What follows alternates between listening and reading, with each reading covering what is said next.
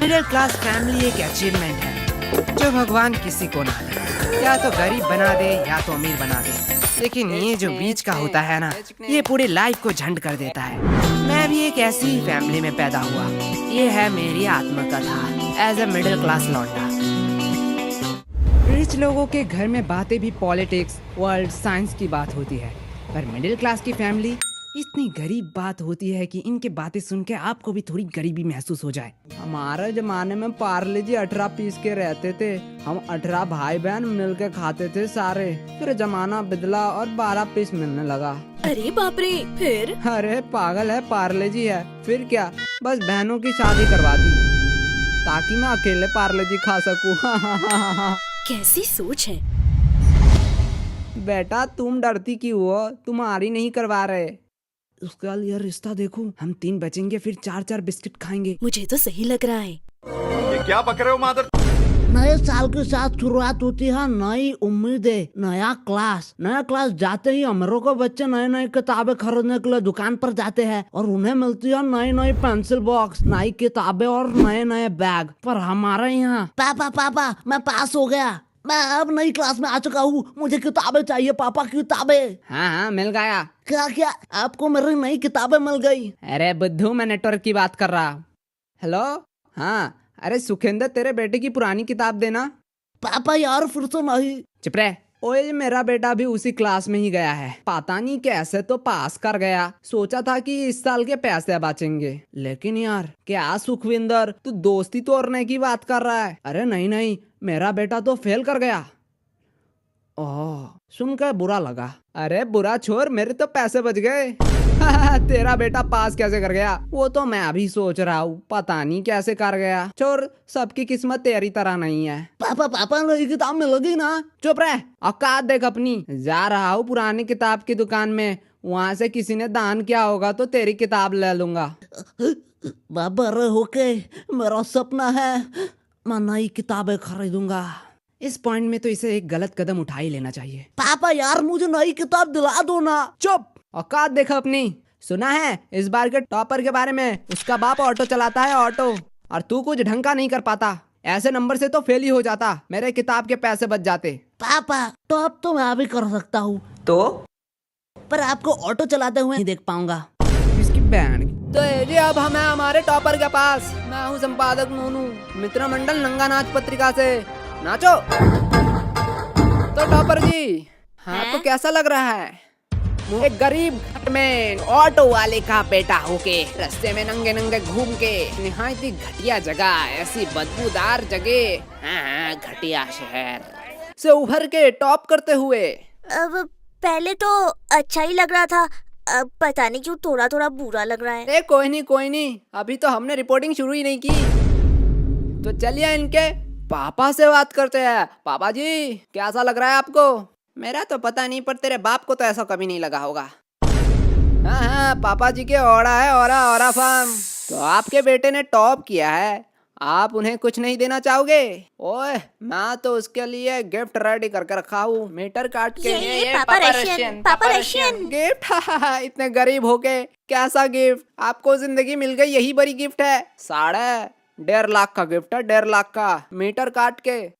मुझे माफ करना, पता नहीं था गरीबों में इतना औड़ा है। पापा जी, आपका गिफ्ट दिखाई नहीं दे रहा है। अरे यही तो है। कहाँ? बिल्कुल पीछे मेरा ऑटो। मेरा मरने के बाद ये इसका ही समझो भाई। बेटा, यही रहा हमारा तरफ से एक बड़ा गिफ्ट। चल जल्दी जल्दी अब काम पे लग जा। क्या देख रहे हो, ये लोग गरीब क्यों रह गए? आपके बेटे ने टॉप किया है और आप लोग इसे फिर से वही काम करने के लिए दे रहे हो। सर समझाइए मेरे पापा को, मुझे पढ़ना है, मुझे बड़ा होना है। अरे पढ़ के क्या करेगा? पढ़ के क्या करेगा? पापा, मैं इतना मेहनत करूंगा कि मुझे जॉब मिलेगी। ओ, तुझे नौकर बनना है? पापा नौकर नहीं, जॉब। और फिर मैं इतनी कामयाबी लाऊंगा कि मेरी सैलरी 15 से पूरे 30,000 बन जाएगी। 30,000। वाह भाई, क्या बात है। नाचो। 60,000 तो मैं कमाता हूँ हफ्ते का। अरे ये मोहित कहाँ गया? अरे बापू, आइए, ऑटो में पैसेंजर मिल गया है। घमंडीपुर जाने के 40 रुपए लूंगा मीटर काट के। हर मिडिल क्लास फैमिली में एक बंदा ऐसा जरूर होता है जिसके वजह से घूमने का प्लान चौपट होता है। हमारे परिवार में वो है मेरे पापा, जिनकी कंजूसी के चक्कर में हम लोग कहीं जा ही नहीं पाए। क्यों? क्योंकि इनके जेब से खैनी के अलावा कभी भी पैसा नहीं निकलता। ए जी सुनो, बोलो महारानी। कहीं घूमने चले क्या? बाप बराना भैया, सबसे बड़ा रुपया। अरे गजब फटीचर इंसान हो आप तो। हम नल्ले हैं तो क्या हुआ, दिल वाले हैं। ठीक बोला था बाबूजी ने, ये फकीर से शादी करके जीवन पूरा चौपट कर दिया। इससे अच्छा तो नल्लू दूध वाले से शादी कर लेती। तो काहे नहीं कर ली? कम से कम भैंस लोगों के साथ रहकर अपनापन सा महसूस होता। मम्मी पापा आपको भैंस कह रही है? ना ना, हम तो ना सहते। मम्मी प्रतिशोध, आक्रमण। मैं नहीं खेलूंगा, तुम लोग टीम अप कर लेते हो, तुम लोग चीटिंग कर रहे हो, चीटिंग। वैसे भी मैं एक अबला पुरुष हूँ, तुम मुझ पे हाथ नहीं उठा सकते। माँ, इनसे शादी करने से अच्छा आप सच्ची में नल्लू दूध वाले से शादी ही कर लेते। चुप रहो, बाप है तुम्हारे, वापस से फॉर्मेशन में आओ। इससे बचना है तो बताओ, कहाँ घूमने चले इस बार? ठीक है, हम लोग घूमने चलेंगे इस बार। कहीं अच्छे जगह चलते हैं। हाँ, यही तो कब से कह रहे हो। झमंडीपुर।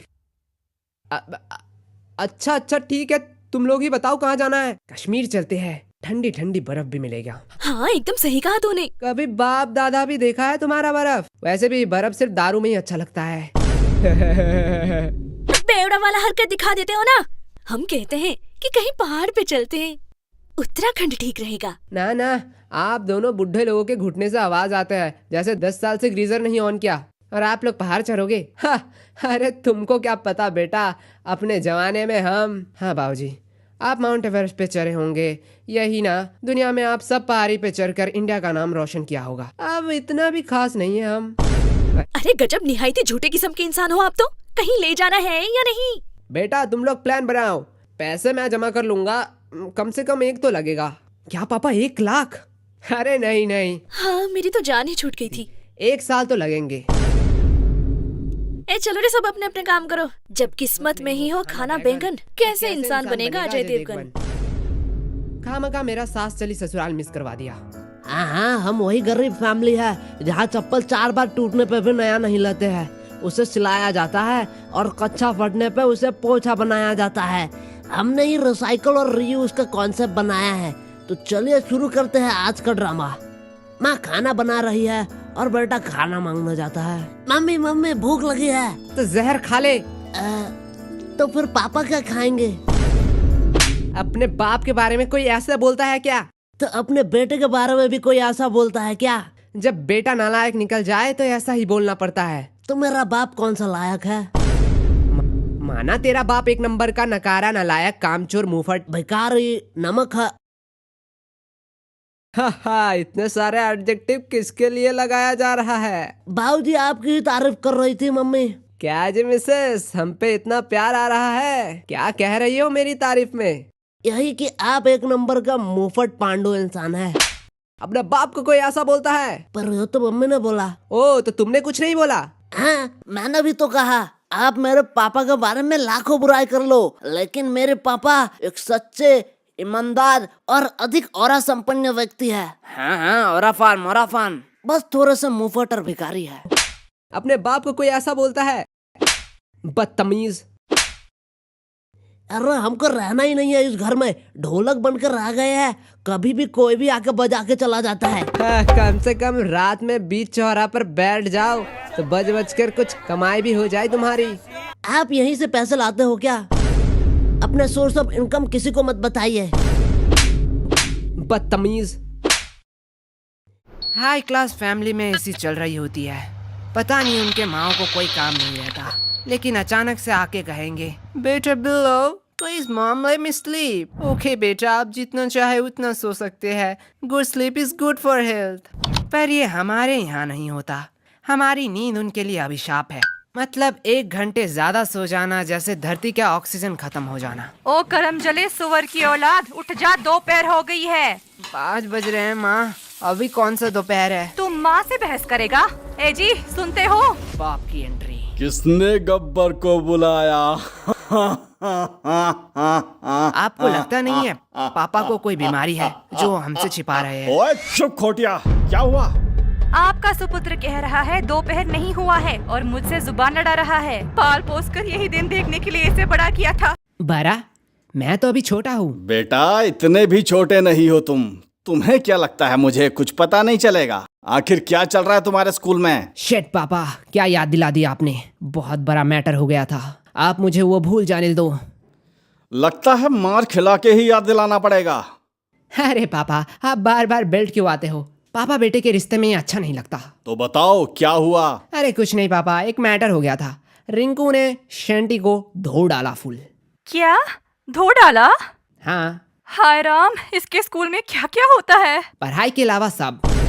अब कल ही की बात है, रमेश ने मुझे बोला मैं तुम्हें मारूंगा, मैं तुम्हें पीटूंगा। फिर तुमने क्या कहा? मैंने कहा जा जा, तेरी क्या औकात है। तेरा तो बेटा मैं फील्डिंग सेट करूंगा अगर मुझे तूने हाथ भी लगाया है। मेरे मम्मी पापा को तू जानता नहीं है। हाँ, और अगले बार तूने मारने का सोचा भी ना तो भाई स्कूल के बीच चौराहे पे तेरा लाश मिलेगा। अरे ये बोल के निकल आया। शाबाश। क्या कहा आपने? मतलब ठीक ही है, लेकिन अगली बार स्कूल में कोई लफड़ा हुआ तो सीधा सर के पास चले जाना। सर के पास? अरे रमेश ही हमारा सर है। मेरी तो किस्मत ही फूटी है। अरे मम्मी यार। ठीक है, सॉरी बोलने की कोई जरूरत नहीं है।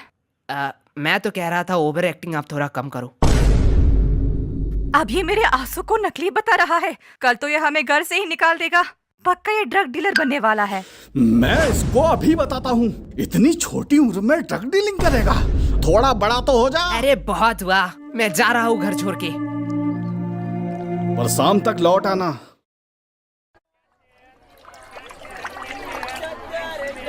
पापा यार कहीं तो सोने दो।